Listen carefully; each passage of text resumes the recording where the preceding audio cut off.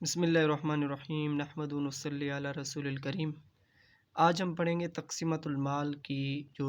Third اور fourth part رہتا ہے، یعنی کہ دو ہم نے پارٹس پڑھ لیے تھے جس میں مال متقوم اور مال غیر متقوم میں فرق کیا، اور دوسرے میں ہم نے المال المثلی اور مال القیمی میں فرق کیا۔ آج ہم پڑھیں گے المال المنقول کیا ہے اور مال العقار کیا ہے، اور جو چوتھا جو تقسیم ہے وہ ہے المال الاستعمالی اور المال الاستہلاکی۔ تو سب سے پہلے ایک بات واضح کرنا چاہتا ہوں کہ جو لیکچرز ہیں یہ میں نے پلے لسٹس میں ترتیب سے ڈالے تھے، لیکن کچھ وجوہات کی بنا پر وہ جو ترتیب ہے وہ ختم ہو گیا۔ تو آپ اس طرح کریں کہ جو ٹائٹل ہے، ٹائٹل میں اس طرح ہوتا ہے مثلاً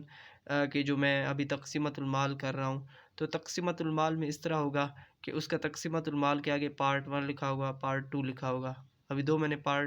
دوسرا پارٹ کرنے والا ہوں تو اس کو آگے کیا لکھ دوں گا، پارٹ 2 لکھ دوں گا۔ تو آپ ٹائٹل دیکھ کے اس ترتیب سے اگر لیکچر دیکھیں گے تو آسانی ہو جائے گا۔ آج ہم شروع کرتے ہیں المال المنقول اور المال العقار۔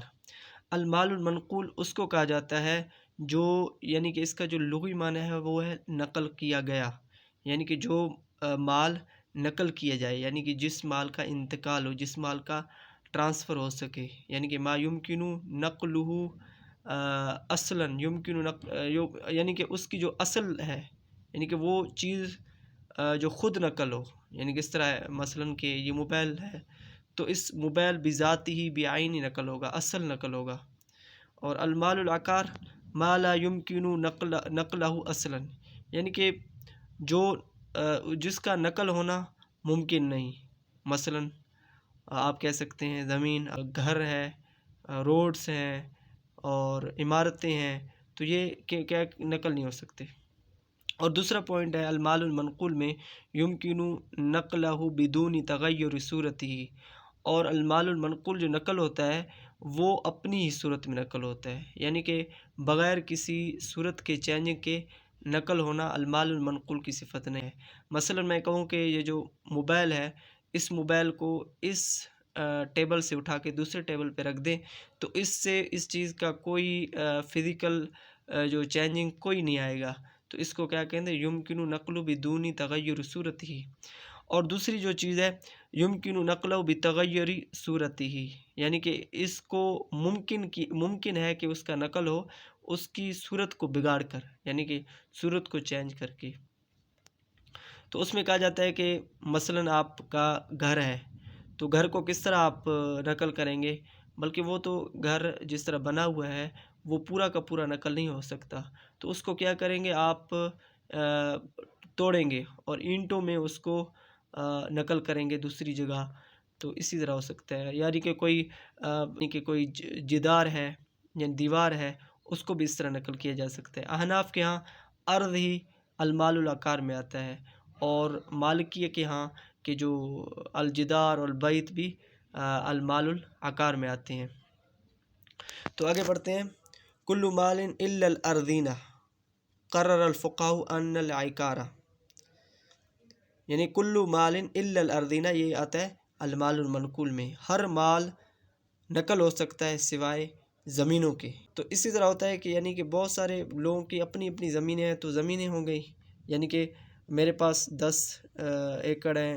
کسی اور بندے کے پاس 20 ایکڑ ہیں، کسی اور کے پاس 30 ایکڑ ہیں، تو وہ اس کا مال ہے، یہ میرا مال ہے۔ تو ابھی ارضین کے ہر مال کیا ہے،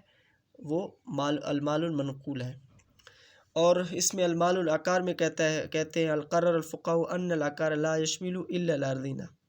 یعنی کہ فقہ کا جو رائے ہے وہ کہتے ہیں کہ زمین کے سوا، زمینوں کے سوا کوئی چیز عقار میں شامل نہیں، لیکن جو امام مالک رحمۃ اللہ علیہ کا جو رائے ہے وہ کہتے ہیں جدار بھی ہو سکتا ہے، بیت بھی ہو سکتا ہے۔ تو آگے بڑھتے ہیں۔ آگے عند مذہب مالک رحمہ اللہ العقار یشمل الغراس ویشمل البناء، یعنی کہ مالک رحمۃ اللہ علیہ فرماتے ہیں کہ جو عقار میں جو یعنی کہ جو پودے ہیں، درخت ہیں، ان کا یعنی کہ زمین پر جو متصل ہیں وہ بھی عقار میں شامل ہیں، اور جو یعنی کہ جو عمارتیں ہیں وہ بھی اس میں مال عقار میں شامل ہیں۔ کیوں عقار میں شامل ہے؟ کیونکہ وہ متصل ہیں زمین پر، لِأَنَّهُمَا مُتَّصِلَانِ بِالْأَرْضِ، اس لیے کہ وہ دونوں زمین سے جڑے ہوئے ہیں، وَلِأَنَّهُمَا ثَابِتَانِ، یعنی کہ یہ ان دونوں کے لیے ثابت ہے، غیر قابلین للانتقال وہما علی شکلہما، یعنی کہ ان کو نقل نہیں کیا جا سکتا، انتقال کے قابل نہیں ہے، کیونکہ زمین سے جڑے ہوئے ہیں، تو چونکہ زمین سے جڑے ہوئے ہیں تو ان کو بھی ہم مال العقار کہیں گے۔ تو آگے بڑھتے ہیں، بل تتغیر حالهما فیتحول الغراس الا احتاب والبنا، یعنی کہ اگر آپ کسی پودے درخت کو آپ اگر نقل کرنا چاہتے ہیں تو سب سے پہلے آپ کو اس کو کاٹنا پڑے گا، تو اسی طریقے سے آپ کر سکتے ہیں، والبنا الا انقاض، یا جو بلڈنگ وغیرہ ہوتی ہیں، جو عمارتیں ہوتی ہیں، ان کو توڑ کر آپ لے جا سکتے ہیں، لیکن آپ کمپلیٹلی اس چیز کو نہیں لے جا سکتے، لِأَنَّهُمَا لِثَابِتِينَ عَقَارًا كَالْأَرْضِ، اس لیے کہ جو یہ دونوں چیزیں کیا ہیں، زمین کے ساتھ مضبوطی کے ساتھ جکڑے ہوئے ہیں، زمین کے ساتھ جکڑے ہوئے ہیں مضبوطی کے ساتھ۔ اب یہاں پر جمہور اور احناف کا بیچ میں اختلاف ہے۔ جو امام حنیفہ رحمۃ اللہ علیہ وہ فرماتے ہیں العقار اذا كان مبيعا صح التصرف فيه قبل قبضه، یعنی کہ جو عقار مال ہے، جو یعنی کہ جو اموویبل ہے، اس کو اگر کوئی خریدتا ہے تو اس کے لیے تصرف کرنا ٹھیک ہے، یعنی کہ اس میں یعنی کہ آپ آگے بھی بیچ سکتے ہیں، فیہ قبل قبضہ، اس سے پہلے کہ آپ اس پر قبضہ کر لیں،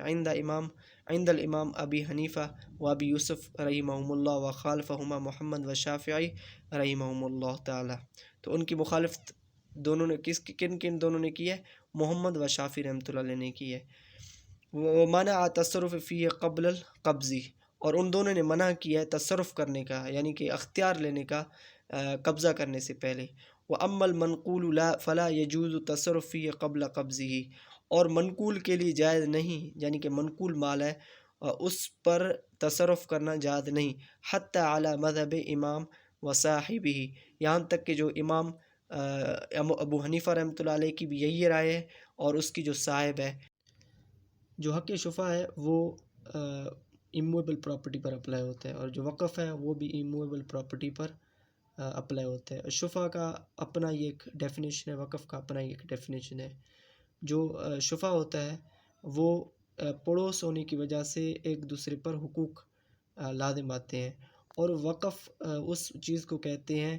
کہ آپ نے کوئی چیز اللہ کے لیے، اللہ کی راہ میں دے دیا، مسجد کے لیے آپ نے کوئی زمین دے دیا، تو اسی طرح وقف ہوتا ہے۔ تو وقف کے اپنے احکامات ہیں اور شفا کے اپنے احکامات ہیں، یہاں پر ان پر بحث کرنا لازمی نہیں ہے، بلکہ یہاں پر یہ بات بتانا ہے کہ جو وقف اور شفا کی جو احکامات